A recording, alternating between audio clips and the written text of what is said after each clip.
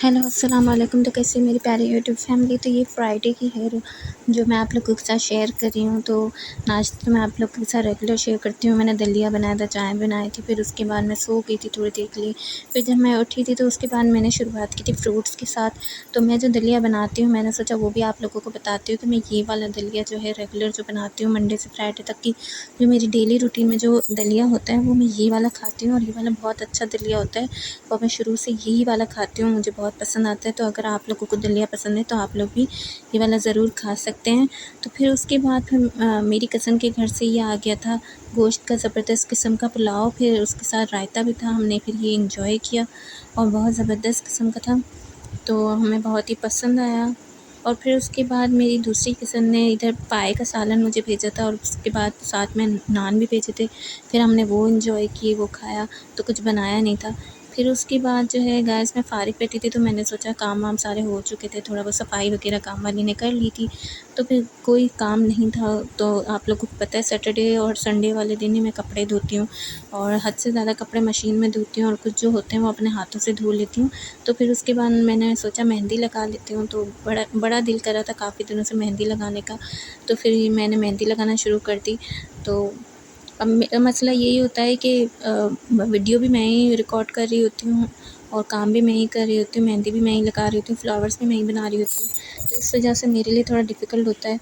तो मैं स्टॉप कर के वो फ्लावर बना रही थी और आप लोगों को दिखा रही थी।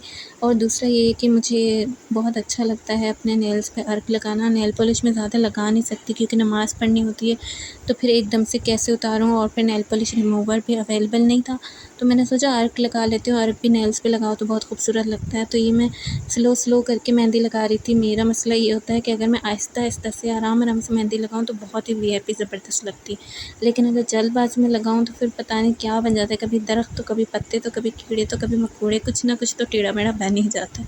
तो फिर मैंने ये ज़बरदस्त किस्म की मेहंदी लगाई, काफ़ी टाइम लेके लगाई, लेकिन बहुत अच्छी लगाई। और मुझसे पतली बिल्कुल नहीं लगाई जाती क्योंकि मैं मेहंदी एक्सपर्ट नहीं हूँ बिल्कुल भी, मैंने कोई ऐसे कोर्स नहीं किए हुए। तो इस वजह से मैं नॉर्मल लगा लेती हूँ, बस अपना दिल खुश कर लेती हूँ, शौक़ भी पूरा हो जाता है मेहंदी का।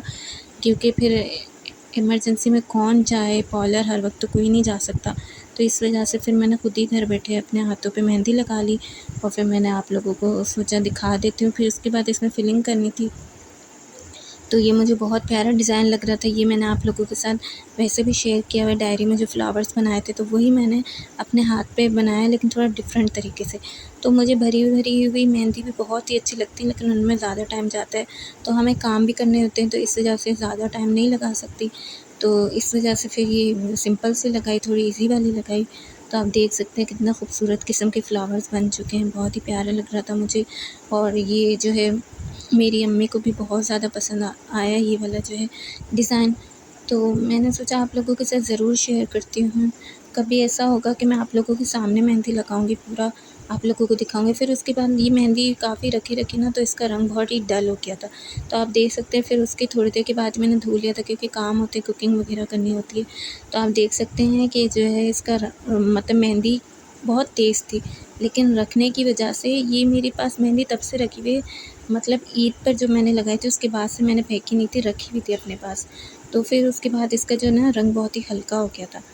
तो इस वजह से, वरना बहुत ज़्यादा ये तेज़ मेहंदी थी। उसके बाद फिर मुझे बेडशीट थोड़ी ठीक करनी थी, बहुत ज़्यादा जो है ना क्या कहते हैं ख़राब हो रही थी बेडशीट। और फिर कभी-कभी कचरा वगैरह भी रह जाता है, कभी कोई चिप्स वगैरह खा ली कुछ, तो वो ज़रूर जो है ना झाड़ लेती हूँ, वरना फिर जो है ना रात को बहुत ज़्यादा चुभ रही होती हैं चीज़ें। तो बस फिर उसके बाद मैंने ये बेडशीट ठीक की जल्दी से।